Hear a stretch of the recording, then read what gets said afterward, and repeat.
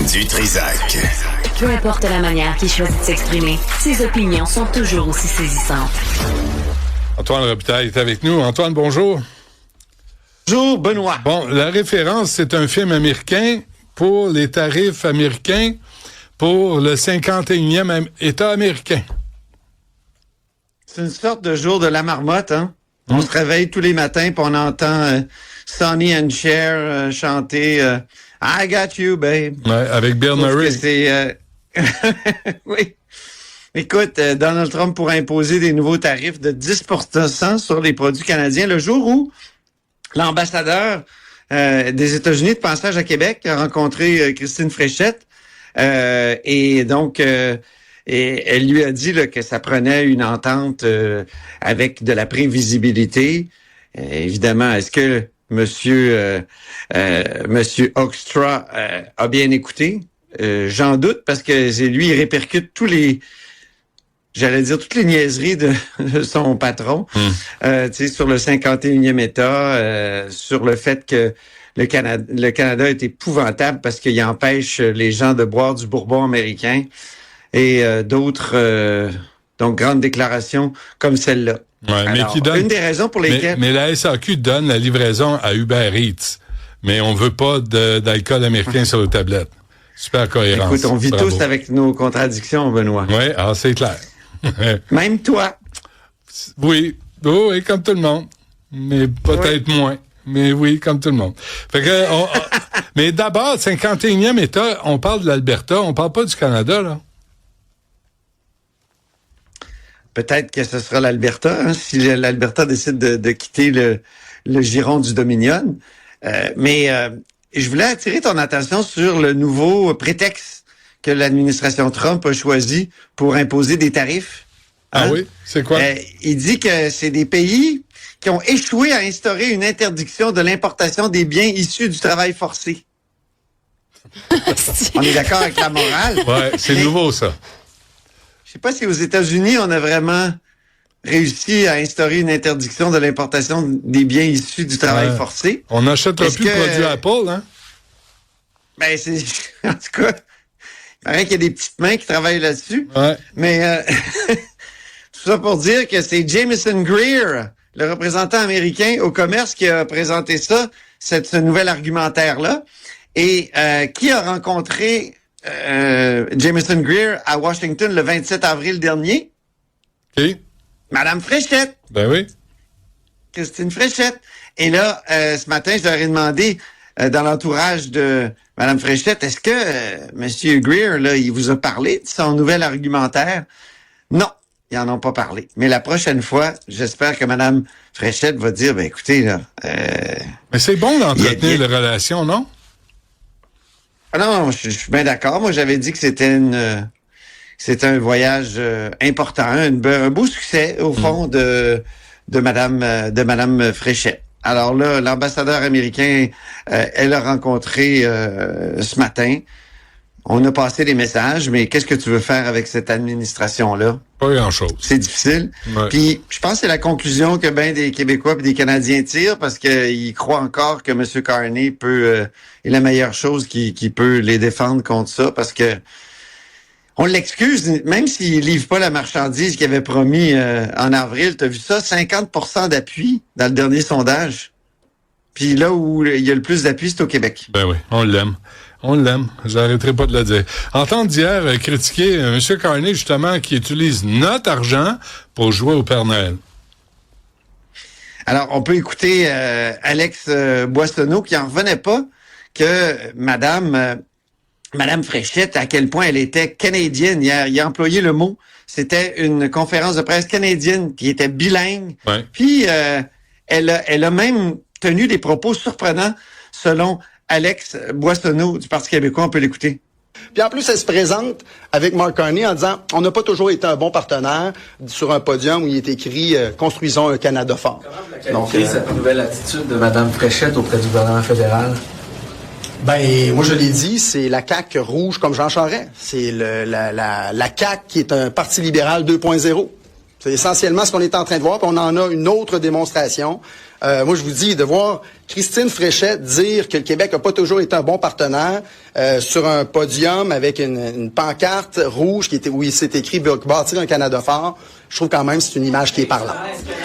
Bon, alors, tu vois, je sais pas ce que tu penses de ça, mais la plupart des Québécois, je pense, disent, on reçoit 10 milliards de dollars, là. Est-ce qu'on va cracher dans la soupe? Je trouve ça toujours difficile pour les oppositions dans ces situations-là d'essayer de transformer ce qui apparaît être une bonne nouvelle comme quelque chose de critiquable. Attendez, là.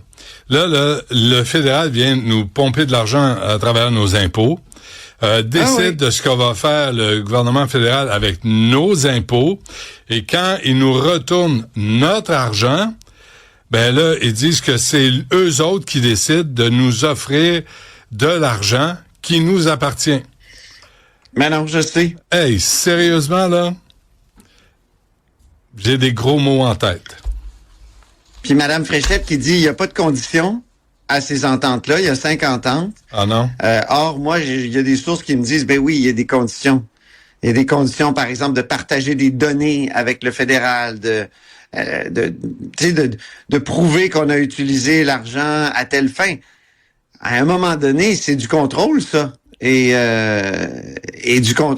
c'est pas le fédéral qui devrait, par exemple, décider de la réfection des hôpitaux ou de la réfection des routes ou de la construction d'un transport en commun à Québec. C'est un peu comme le crime organisé qui va voir un commerçant puis il dit je te demande 100 000 $ pour te protéger contre le crime organisé. Fait que là tu fais quoi? C'est une vraie joke. Le gouvernement fédéral vient nous pomper de l'argent, puis après, les coffres sont pleins. Ils en ont mis sur la carte de façon, Trudeau a doublé la dette du Canada en 9 ans et demi, puis après, ils viennent nous faire la leçon sur comment dépenser l'argent. Et ils sont d'un baveux sans nom. Puis là, on est là à 4 pattes, dire merci, M. Carney. On va voter pour vous, M. Carney. Puis le Québec vous aime, M. Carney. Calvaire. Ouais, écoute, c'est un peu l'attitude de Mme Fréchette aujourd'hui, je dois dire.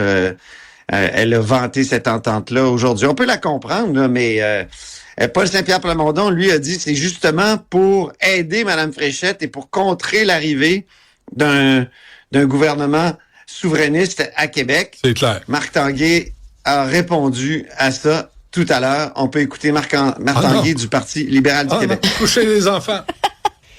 En ce sens-là, vous me permettrez de faire un pas de côté et de commenter la réaction de Paul Saint-Pierre Plamondon qui, lui, il voit un complot contre son option de la séparation du Québec. Voyons donc, Paul Saint-Pierre Plamondon, voir si l'argent qui est dû aux Québécois, c'est un complot pour pas qu'il monte dans les sondages, puis pour miner son option séparatiste. Honnêtement, là, cet argent-là, ça appartient aux Québécois. Puis c'est une preuve additionnelle aussi que le fédéralisme fonctionne. Dans un dernier temps... Tu vois, le fédéralisme fonctionne! Quand le fédéralisme décide d'être généreux avec notre argent envers les Québécois... Puis je suis désolé si les enfants pleurent, là, je sais que cet homme-là fait peur aux enfants quand il passe à la télé. C'est une vraie farce. À quel point le Parti libéral du Québec est une succursale du Parti libéral du Canada, est à plat ventre devant Mark Carney. C'est gênant. C'est absolument gênant. Mais Mark Carney... Mais ça a un effet. Tu sais, la popularité de Carney a vraiment un effet sur le Parti libéral du Québec. Ben oui. Donc, comme s'ils sont... Ils sont ravis. Le rouge est populaire. Oui, je vais vous expliquer la politique fédérale. Sol Zanetti. Regarde, je m'en fous. Sol Zanetti, qui est allé pleurnicher. Il a répondu à une question. Ouais. Il a répondu à une question hier sur Alexandre Boulris, ce député du NPD, devenu indépendant parce qu'il va se présenter pour Québec solidaire, mais qui continue à toucher son salaire. Ben oui. Puis, ça a été mis en avant, ça, la semaine passée par Simon-Pierre Savard-Tremblay, qui est, lui, député du Bloc, mais qui va démissionner complètement. Là. Il touchera pas son salaire de l'été. Il dit, je ferai pas ça, moi, toucher mon salaire, puis... non, mais il nous coûte déjà 600 000 pour une élection partielle. Tu sais, les deux, Boulris puis lui, là. Tu sais, à un moment donné, vous faites élire au fédéral, finissez votre mandat, puis arrêtez de nous charger 600 000 pour vos états d'âme. Mais lui, il voulait pas se faire reprocher d'être de toucher sa paye du fédéral puis faire campagne pour être élu à Québec. Est-ce que c'est plus honorable que Boulris? En tout cas, moi je trouve que c'est un peu spécial parce que Québec solidaire avait vraiment dénoncé Éric Lefebvre qui avait fait ça dans l'autre sens. Mm-hmm. Éric Lefebvre, en 2024, il avait dit « Je vais me présenter pour Poilievre, donc je démissionne du caucus caquiste, dont il était whip, c'est pas rien. Ouais. Puis après ça, il a touché son salaire, puis il a fait campagne.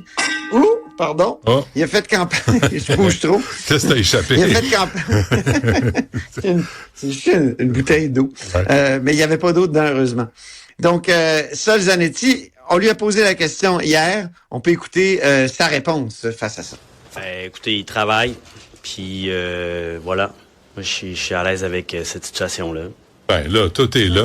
Il travaille à faire campagne, il travaille...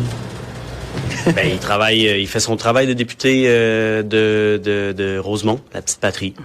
Puis il est payé pour. Comme ça que ça fonctionne. Pour vous, actuellement? Je pense qu'on peut faire deux choses. Il y a beaucoup d'heures dans une semaine, puis il y a beaucoup de gens qui qui travaillent, qui militent. On va passer en anglais. Ouais, il n'y a pas une heure en particulier. Moi, c'est pas de problème. C'est pas un précès. C'est 50-50. Ah, ça c'est. Sébastien, ça c'est. Non, mais... Ça se peut pas. Il y avait comme un malaise quand même, hein? Il était pas préparé à la question, hein? Tu avais Ruba Gazal après qui dit « Il n'y a pas de problème. Il n'y en a pas. » Ah, ben là. Puis Zanetti qui dit « On va en anglais. » Ouais. Après ça, il dit « On va en anglais. » En anglais. Okay, M. Bollé. Et ça, Zanetti qui est allé pleurnicher, on n'a pas eu de clarification sur ce qui s'est passé à Shawinigan. Est-ce que c'est une gang est-ce que c'est vrai ce qui s'est passé dans le parc? Est-ce que c'est de l'intelligence artificielle? Est-ce qu'il y a eu des réels témoins de cet événement-là pour un Québec blanc? Je me souviens d'un Québec blanc. Est-ce que c'est un groupe de pression pour discréditer le mouvement souverainiste? Est-ce que c'est qui? On ne sait pas. Mais ça, Zanetti a sauté là-dessus pour dénoncer puis dire les enfants des immigrants. D'abord, ça a été dénoncé par tout le monde au Québec, tout le monde, mais Québec solidaire saute là-dessus, évidemment. On les entend pas sur M. Terrien qui s'est fait sauter dessus parce que il a essayé de tenir tête à une manifestation pro-palestinienne anti-General Dynamics. C'est fait sauter dessus par 3 agents de la Sûreté du Québec. On l'a pas entendu, M. Zanetti, là-dessus, hein? C'est drôle? Moi, j'avoue que j'aurais aimé entendre ça, Zanetti, quand il a eu son coup d'émotion, dire est-ce que vous pensez, parce qu'il a dit, rappelons ses propos, il a dit on fomente quand on prône la laïcité ou qu'on parle des immigrants puis du logement, on fait des liens entre les deux. On fomente des préjugés à l'égard des immigrants. Et ça fait de la peine. Peut-être. Mais Fatima Abubakar, elle, ouais. Est-ce qu'elle fomente en disant qu'il s'apprend la laïcité à l'école primaire? Est-ce qu'elle fomente favorise des préjugés anti-immigrants? À qui la police de Laval a dit de déménager? Ah ouais. C'est elle qui se fait attaquer. Non, mais ça, Zanetti pleurniche pas pour ça, là. Là, il pleurniche sur un événement qui est pas confirmé, qui est vraiment douteux, hein. C'est vraiment douteux ce qui s'est passé. Je sais. On n'a pas de confirmation. Moi, je t'ai dit, j'avais une bonne source hier, il faudrait que je le rappelle, là, aujourd'hui, mais, qui me disait du source à Shawinigan. Shawinigan. Il disait que c'était probable. C'était Jean Chrétien? Non. Peut-être pas. Il y a Yves Lévesque à Shawinigan aussi. C'est vrai, hein, le maire de Shawinigan. Ah oui. On va vérifier tout ça. Hey, on se laisse là-dessus, M. Robitaille. On se reparle demain. On se parle demain. Salut!